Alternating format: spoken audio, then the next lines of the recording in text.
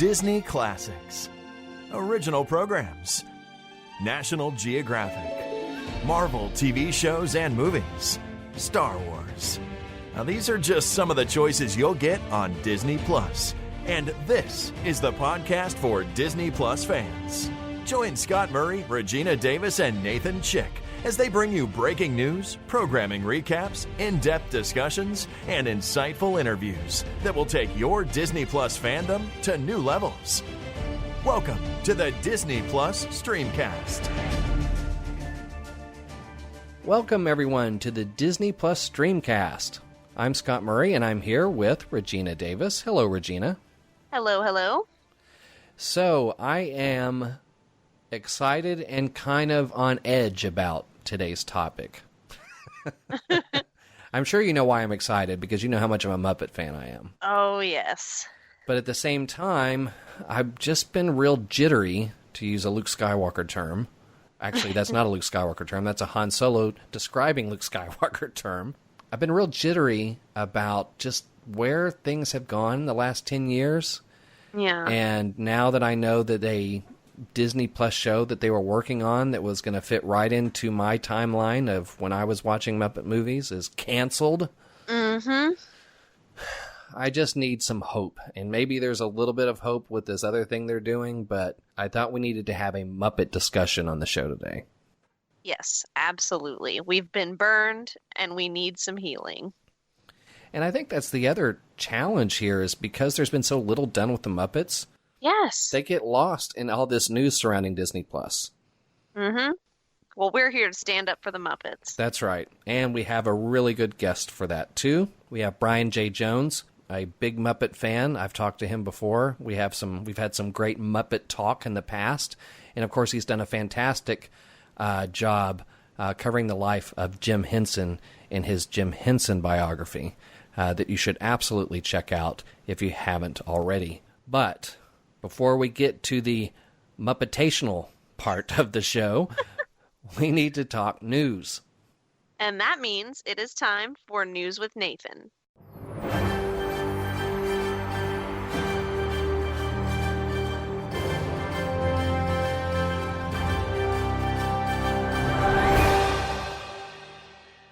Hello everyone, how you doing? Good. So good. Fantastic. I don't know if you can feel what I'm feeling, maybe not. I had a new espresso machine delivered this week and I've been drinking so much coffee. My face is literally vibrating. Like I think it's going to jump right off my skull. But another reason for my elevated heart rate is because, oh my word, Disney Plus live in the Netherlands right now. Mm-hmm. And that's our raison d'etre. That's what we're all about. That's why we're here. So I figured today we might talk a little bit about what you can expect and what they're currently enjoying over in Die Nederlanden. Biggest thing I think that I've read online and seen on YouTube about Disney Plus is how awesome that user interface is. That's a very important part.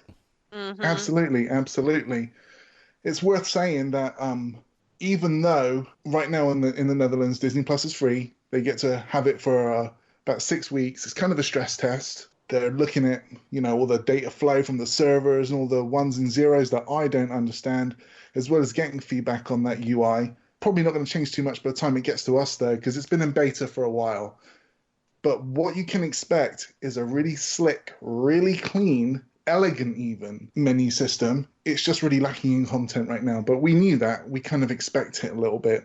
The top row of it is separated by license. So there's like a box for Disney, box for Pixar, Marvel, Star Wars, and Nat Geo.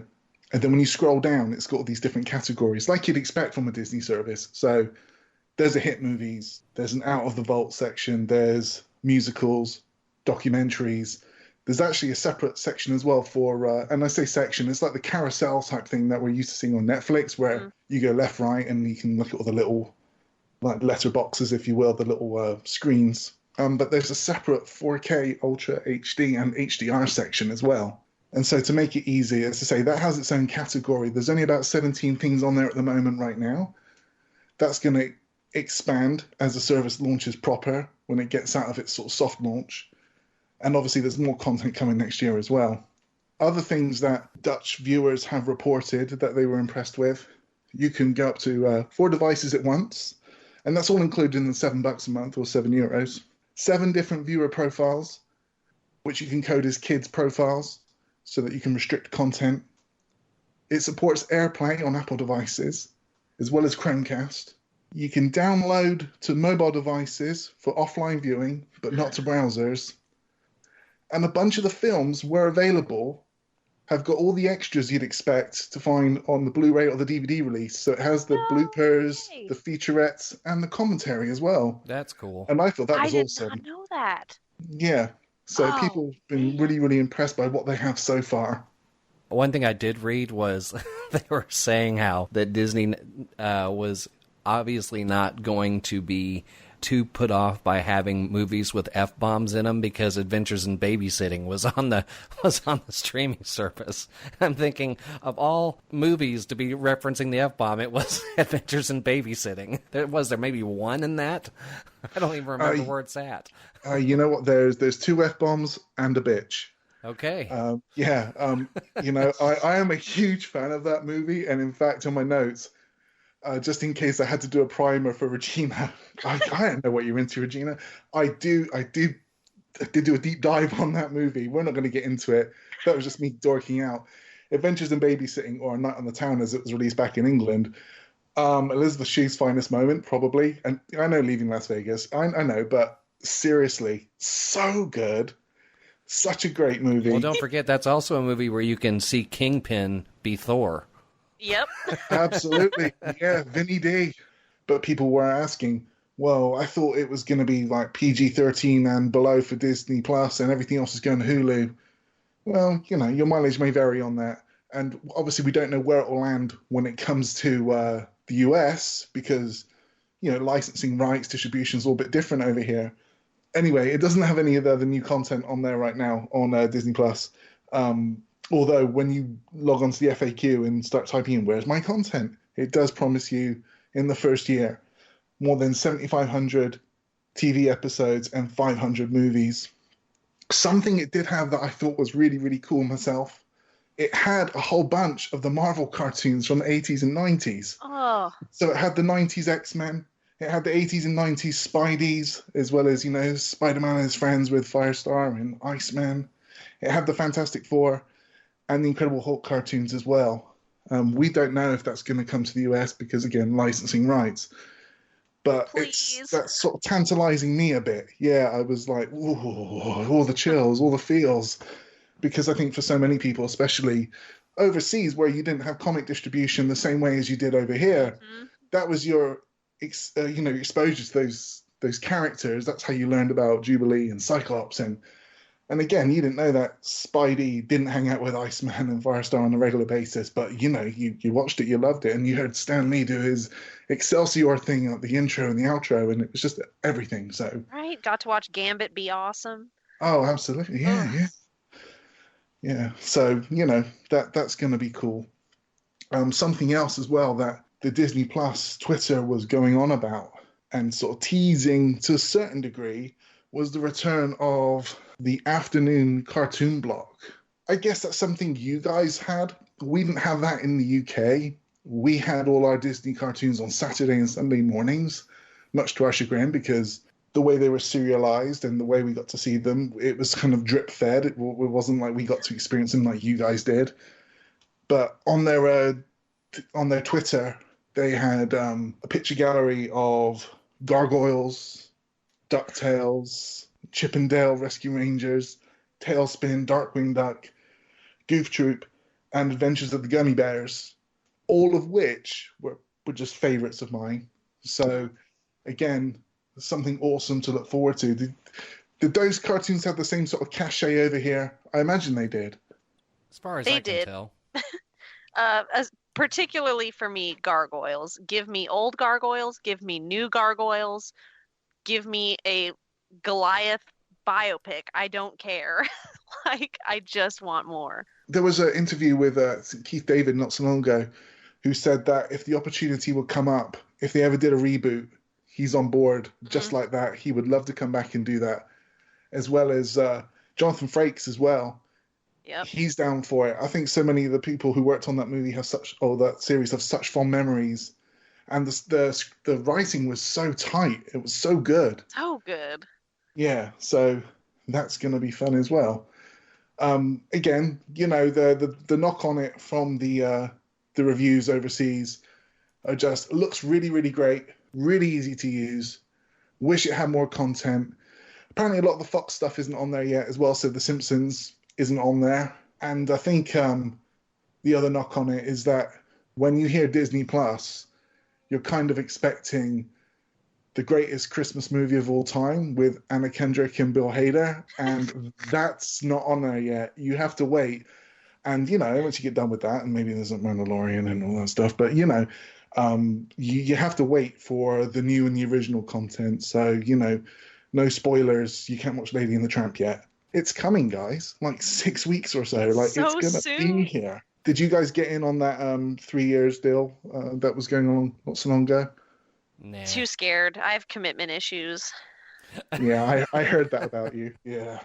Yeah, we have to renegotiate Regina's podcasting contract about every 3 months. Yep. She gets a contract? Well, it just says, "Will you do it?" And she goes, "Yes." And then, And then 3 months go by, you still want to do it, right? yeah, right. One of the things that I think I'm going to really like about Disney Plus, outside of the obvious, is I do have, as much as I do have shows that I watch on Amazon and Netflix, there's probably more times that I hit those two and I spend 15, 20 minutes looking for something to watch. And sometimes I get lucky and I find something random that ends up being really good or really interesting. But I get nuts about that, especially when you do talk about the interface and you just got these endless things you got to keep scrolling through, and you get deep, get really deep into the programming, into stuff you've never heard of. And then you just end up bailing and going, I'll just watch a Blu-ray or something. I think I'm going to have a lot easier time that if I just hit Disney Plus, that I'm going to, if I don't have something new to watch, there's always going to be something from that backlog that I can dive into and still enjoy if I run into that on some of these other streaming channels. Completely agree. Absolutely. That's something that, people have, we talked about it here on this show. Netflix aren't scared to spend money on content, but they're spending it globally. And some of that stuff is really, really regional. And it's stuff that I probably don't have a lot of interest in, rightly or wrongly. It's just not in my wheelhouse. I like what I like. And if that means that I kind of stay towards, American pop culture, then I guess guilty as charged, I suppose, because, like you say, on Netflix, there's just a lot of filler, which I guess they might find that in other countries as well. If you're watching Netflix in Brazil, maybe you just don't want to watch a whole bunch of like subtitled and dubbed stuff. Maybe you actually want Netflix originals from Brazil. Yeah. I get it. But the Disney spend, it's on stuff that I'm actually quite passionate about and I'm really looking forward to. And so, having something that's just easy, accessible, the stuff you want, it's, I think there's nothing wrong with having limited content when it's the content you want and it's the content you're into. So, when it's all killer, curated, no filler. you're already invested. It's just a safe bet. Yeah, absolutely. Otherwise, I've got to be honest, the other thing that I'm kind of psyched about is that the Target up the road from me is getting a Disney pop-up all the way through next year, apparently. So 25 Target stores are getting Disney stores on the inside from October 4th. So that's a really interesting kind of co-branding thing they've got going on there. Yeah, and we're one of the cities that's getting those. Yeah, there's that one, and in Texas there's like Austin, Euless, Pasadena, and Spring down by Houston. California get a couple, Florida gets a couple, so does Colorado and Illinois, Pennsylvania, and then every other state, I think all their big markets only get the one apiece. But yeah, Texas gets a bunch. But folks, that's what I have for you this week. As I say, it's all coffee and just watching people play their Disney Plus in Holland on YouTube from their phones. But what a way to spend an hour or two, I'll tell you. So much stuff to be excited for. Yes. Early Christmas. Awesome. Well, thank you so much, Nathan. Of course. I look forward to having a chat with you guys again next time. Yes. Up next, Brian J. Jones will be here to talk about the Muppets and their presence on Disney+. That's next on the Disney Plus Streamcast.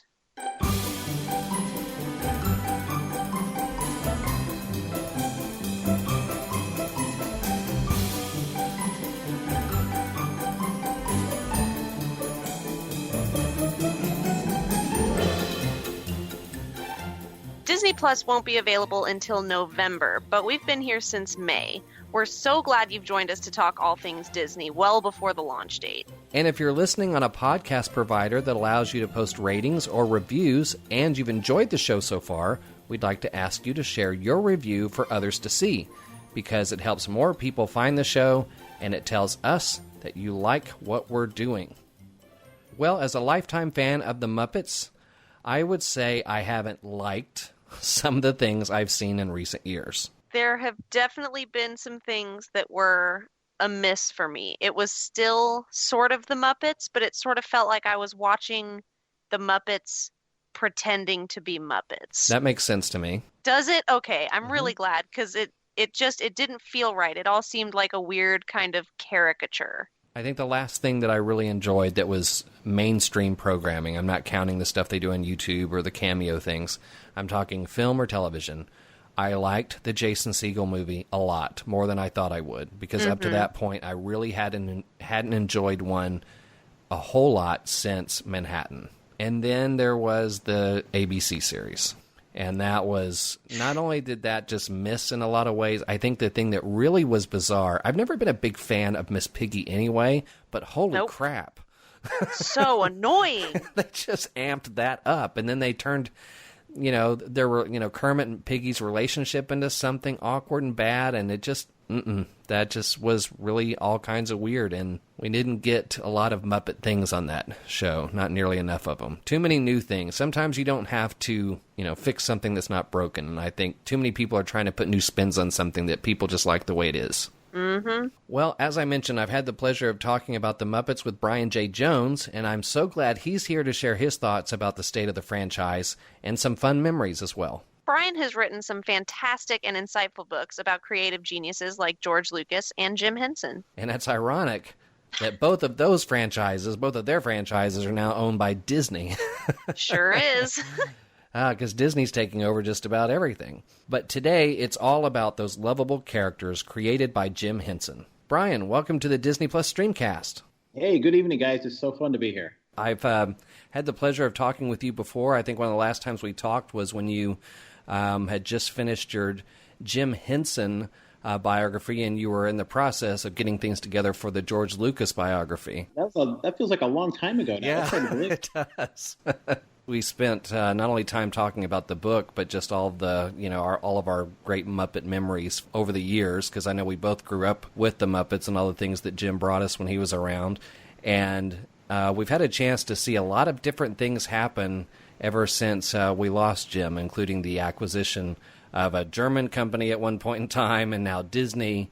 And it's been kind of a mixed bag between the two movies that they did, the one with Jason Segel, and then the follow-up to that, the attempt to make a Office-type mockumentary series, and then now we're just kind of waiting to see what happens next. And the other thing I think about, too, is, some of the things we've heard Frank Oz say about his concern about why it's been so hit or miss, and he doesn't think the people there know how to write the Muppets, which we all thought was really going to be the case anyway, because you really can't replicate, Jim. But how have you felt about, what's happened with the Muppets like in the last 10 or 15 years?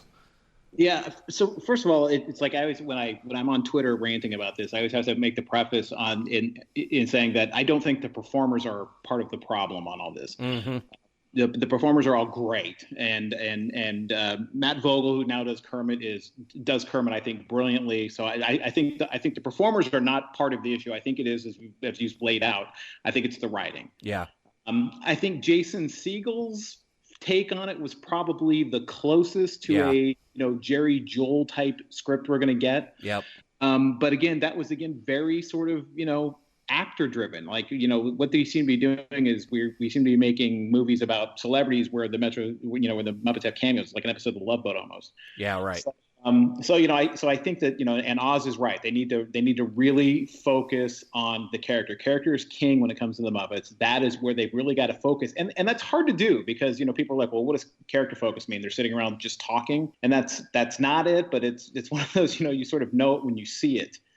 And Oz had talked at one point about how he, really wished that they would make that script that he and Jerry Jewell had, the cheapest Muppet movie ever made, which I have read summaries of it. I don't think the entire script is in the archives, and it is very funny. Yeah. And it is one of those things, like, I don't know that went over in the Disney deal, to be quite honest. I couldn't tell you what the actual, who actually owns that. That had that sort of controlled chaos that the Muppets do so well and was very clever. So anyway, that's a long way of saying that you're right. I mean, it's the writing that's the real issue on it. They circled it with Jason Segel. I think they went off the rails terribly with the Muppets ABC TV show. We're starting, I think, to right the ship a little bit. It's one of those, it's sort of the same situation with the original Muppet Show in '76. It was given time that it needed to figure itself out. Would that show have figured itself out given more time? I don't know. It looked like it was getting there, but yeah, I mean, I think they've got some real issues creatively that don't involve the performers. Yeah, I think that series that was on ABC was probably the greatest example of the writing failure, because there were just so many uncomfortable things about it. I wanted to like it, and I wanted to see it succeed. But, part of me thought, okay, Greg the Bunny tried this and failed miserably. Right. And I don't know if the Muppets you're right. do it. You're right. Like you said, it was a show we were all really rooting for it. And, it was really tough to hang in there.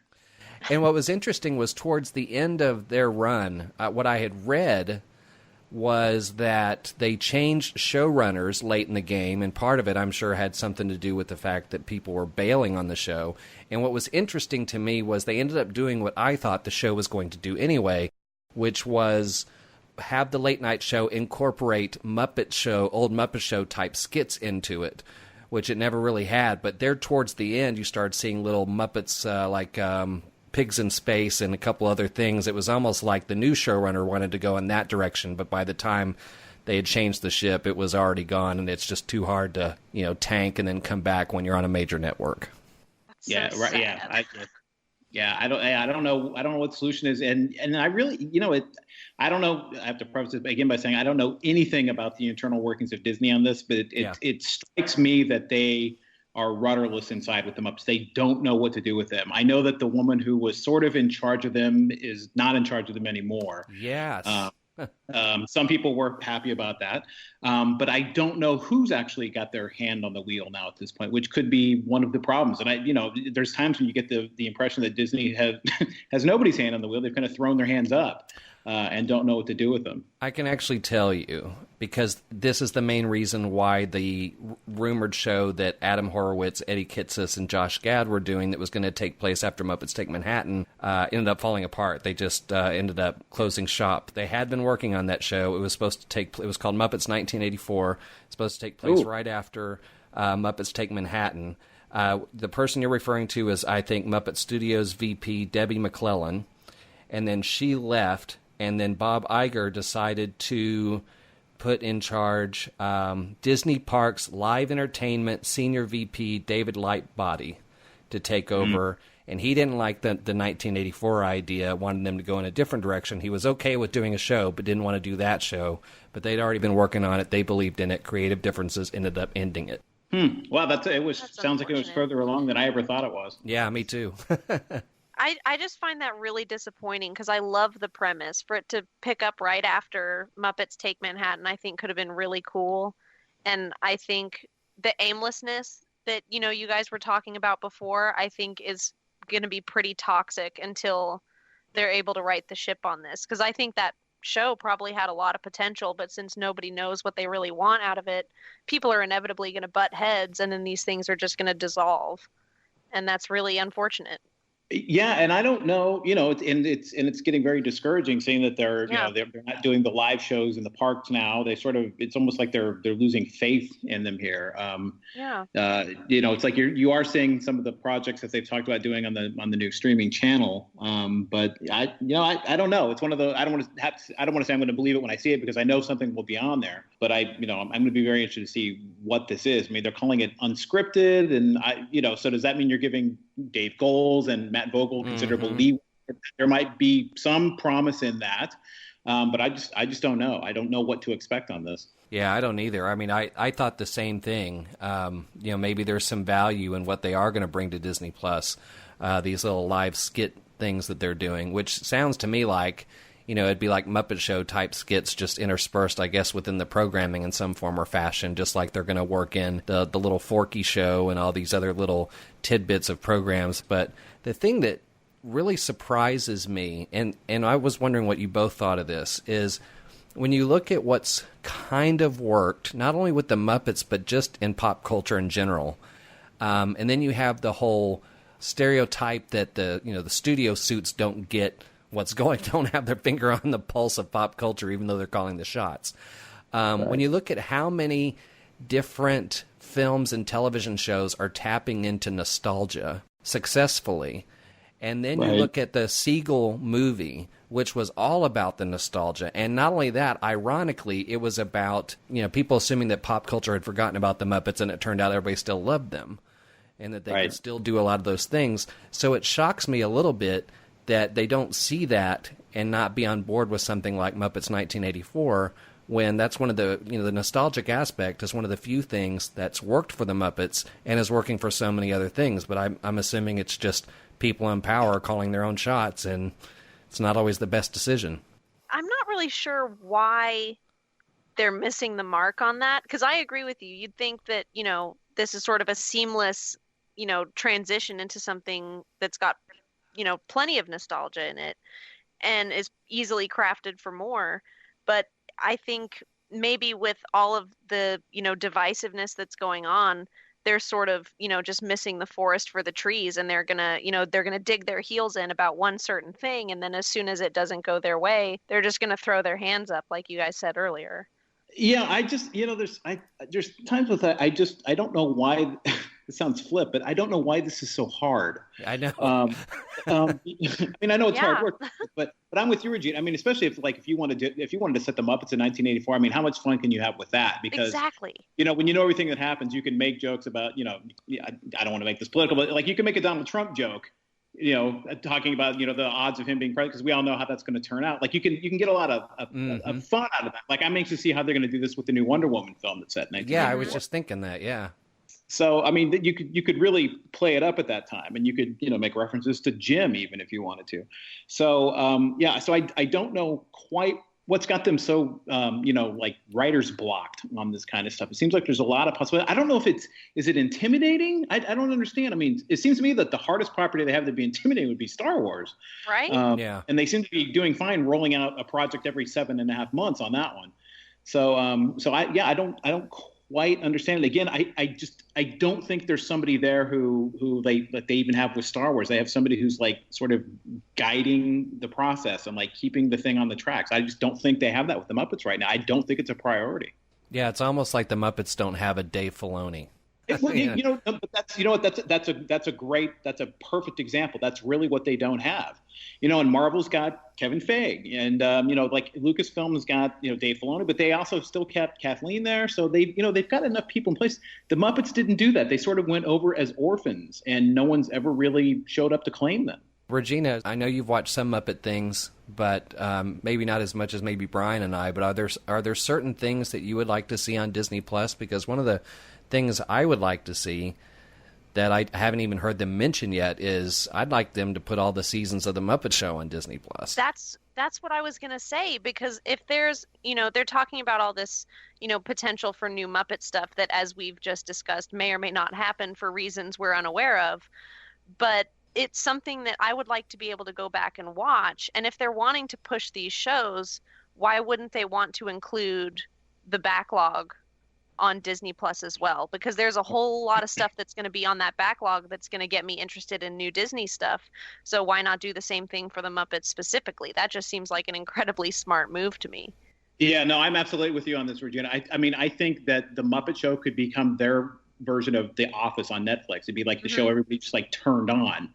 And, you know, and they own all, that was one of the first things I said when they announced this, like, hey, guess what? There's other properties you own, Disney, you know, other Muppet properties you own, including all 5 seasons of a little show called The Muppet Show.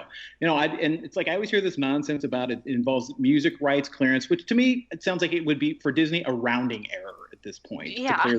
So I don't know what the holdup is on this, but I'm with you. I really think like they could make that one of their foundational reruns on that channel, and at any time you could pull up any of the 5 seasons worth of the Muppet Show and pull one up at any time. I really think that once they did that, they would find out people are crying for the Muppets, and it would be their one of their foundational shows on there. Especially if they're being vocal about their concerns of like, well, we're not really sure if people still want this. Well, then Absolutely. put the show on to make it available. Make people want it. Yeah, and again, you already own it. Exactly. Yeah, right. It's there. It's in your catalog. Put it on there. Play with, maybe people don't want to put it up there. If they don't, no harm, no foul. You own it. If they can find opportunities, kind of fringe opportunities to keep them in front of people, they're still doing it.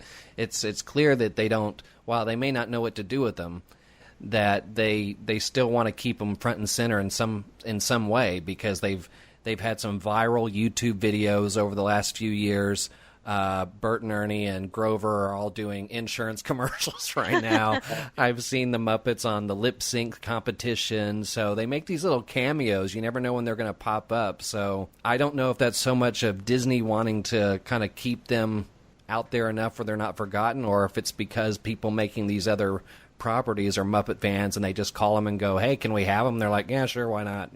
Yeah, I guess. Yeah, it could well be, and it's like Regina's saying, could be some of the nostalgia factor. I mean, maybe the way the Muppets work best is in 4-minute bursts, and maybe they'll find that out when they do this on the Disney Plus. That the best thing they could do is have these little 4-minute shots on there, and not go to a 30-minute piece. I just don't know. Yeah, the other thing that seems to be something they have trouble replicating that was done so well when Jim was in charge is the ability to write humor that has a way to make kids laugh, and then there's an underlying joke that only the adults get. Right. I mean, that's that was the strength of Sesame Street. That was the strength of the Muppet Show itself. Yeah. That sort of, still again is a founding principle of the good Muppet films. So and again, I know it sounds flip. I just keep saying I don't know why it's so hard. Because there's a lot of talented people out there, I think, who are dying. I would love to see somebody like Brian Lynch, who writes a lot of the, sort of like Pixar. I don't think he's done any Pixar films, but he did like Hop. He wrote Hop and stuff like that. Like he is dying to get his hands on the Muppets. And what have you got to lose at this point? Exactly. I think. I mean, I think there's some really creative people who, like Jason Segel, were just, I heard that when they brought Jason Segel in, they said, what would you like to do? And he said, the Muppets, their mouths fell open. Like they almost forgot he still had them. So I would love for them to give some of these guys a shot. That's why it was really cool when you heard that Josh Gad was involved, like people that wanted a shot at it. Well, and then Horowitz and Kitsis, who did Once Upon a Time, they got big imaginations and nostalgia there too. So the other thing I remember about the Segel film that, I think is consistent with what we're talking about here when it comes to the big creatives who have some of this stuff rooted in their DNA, wanting to go one way and the executives wanting to go the other. If I remember correctly, when they were talking about music for that film, it was Jason and his co-writer that wanted to have music, sing-along music, very much like the old shows. And I think the executives wanted to do stuff from like Radio Disney. And somehow, and somehow they won that battle, and thank goodness they did. And of course, what was the result? They had a Oscar-winning song. First ever Oscar for a Muppet movie. Hard to believe. Mm-hmm. Yeah. I know we'll all be watching this closely, and we definitely would love to have you back to maybe talk about some of those improv skits we're going to see on Disney Plus and see what everybody thinks. I mean, given that Disney owns the world, and I saw like some of the initial packages are like you can get Disney and ESPN and Hulu for bundled together for like $15 something. I'm like, hey, sign me up. Yeah, no I'm kidding. on board. Like I am rooting for Disney on this. I am rooting for them to figure out what to do with the Muppets. But you guys got to show me. I really, I think we're all really rooting for it. I'm trying to be guardedly optimistic, I think. But I really want to see how this turns out. I really want this to succeed. Well, maybe the streaming platform, is going to be kind of the fail-safe, the thing that's going to save what could be just a downward spiral, because you can do a lot more experimentation with your programming on a streaming service than rolling the dice on a major network. Yeah, well, That was this one of might the first things that popped in my head whenever Brian said, I just really don't understand what's making this so hard. And that was the first thing that came to my mind was like, well, and you've got such, with Disney Plus, you've got such a sort of safe and padded experimentation ground that they really should feel free to kind of try everything and see what sticks. Well, the other thing they should do is I think this is a great opportunity. Go back there, go back and look at the original pitches, the original idea Jim had for what finally became the Jim Henson Hour, when he was doing like that, the in TV, when it was like having the Muppet, there were elements that showed up in the Jim Henson Hour, but like have the Muppets, like when you first turn on the app, have the Muppets taking over the app. Yes. Like that cut screen that comes up while you're making your selections, like have the Muppets in the background on that, like running all over, like taking over the screen. I mean, that was Jim's idea when cable first started out and you had all these channels. Like he thought it'd be hilarious if you had, and again, some of it shows up in Jim Henson Hour, but like having the Muppets like taking over this cable station and like they run through all the channels, and there were ideas that you were going to have people enter the channels and try to get back to, where they started from. But I mean, like really have the Muppets go in there and just go nuts. Like, I mean, Jim kind of laid the groundwork for that in his initial pitches for what ultimately became the Jim Henson Hour, which is like have them go in there, take over that app and go nuts. Yeah. Play with that technology. Again, this is where you miss Jim Henson. Like, think what he would have done. He would have figured out something super cool and fun to do with that app that's Totally. like hidden in plain sight. You wouldn't necessarily have had to done anything funky to it, but he would have been like, wouldn't it be fun to do it this way, ... And it would have been one of those where everybody would like slap their foreheads and been like, that is a fantastic idea. That's where you really needed Jim Henson. Absolutely. Well, as I mentioned at the beginning of our segment, you've written a fantastic biography on Jim that if you are a Jim Henson fan, or, if you grew up with a lot of the things that Jim did when he was with us, you have definitely got to check out that book. And of course, I have to assume most people that love the Muppets also love George Lucas. Brian's written a biography on George Lucas that's also pretty awesome, but those aren't the only two books, the only things that you have going on. We're going to have a link to your site and to the books, but tell people what else you've got going on, especially if you're working on something new. I've not worked anything new yet, which is the longest I've ever sat without knowing what my next project is. Long break. My last book that came out was in May. It was a biography of Dr. Seuss. Mm-hmm. So that was another one of those guys like Jim Henson and George Lucas, and even to an extent Washington Irving, who was my first subject, which are like these guys who were huge game changers in their sort of chosen genre they were working in, whether it was television with Jim or film with George Lucas or children's books with Dr. Seuss, or even with Washington Irving just writing for a living in 1810. Yeah. So, it's like I love these big game changers that figure out, how to take sort of a tired genre, a tired format, and do something really new and invigorated. So that's where my real challenge is next, is who's the next person you can think of who does something like that. If you think of that, please send me an email. And definitely check out Brian's website, brianjjones.com. That's pretty easy to remember, and it's spelled exactly like you probably think it is. Yeah, spell the middle name out. Spell that middle name out. The reason when I started writing books, the reason I use my middle name is if you just Google Brian Jones, you get about 300 pages of Dead Rolling Stone before you finally get to it. Would definitely like to have you come back and kind of see where things are at maybe in a year or so. Yeah, I was going to say, the three of us, let's have the conversation even in like 6 months and see what they're doing and see if we can see the light at the end of the tunnel, or if we've already reached the light and it's actually, they're doing great things. So, and in the meantime, we'll all keep our fingers crossed that they do something that we can all something that works and something that's funny again. For Absolutely, that's right. Or something that feels like the Muppets. I think that's what Frank's talking about too. So. Yeah, boy, I'll tell you, when Frank is not happy, Frank is not happy. That's very true. he is a kick to watch on Twitter when he goes nuts. That's right, because I've seen him do it with the Muppets, and I've seen him do it with Yoda, too. Yep. Oh, then there was the time that somebody said that they had an old cast-off version of Fozzie that Jim had given him. And Frank just hit the roof on that one. And even I checked in on that. I was like, I don't know. This sounds really shady to me. And I don't think – and it turned out that it was legit. Wow.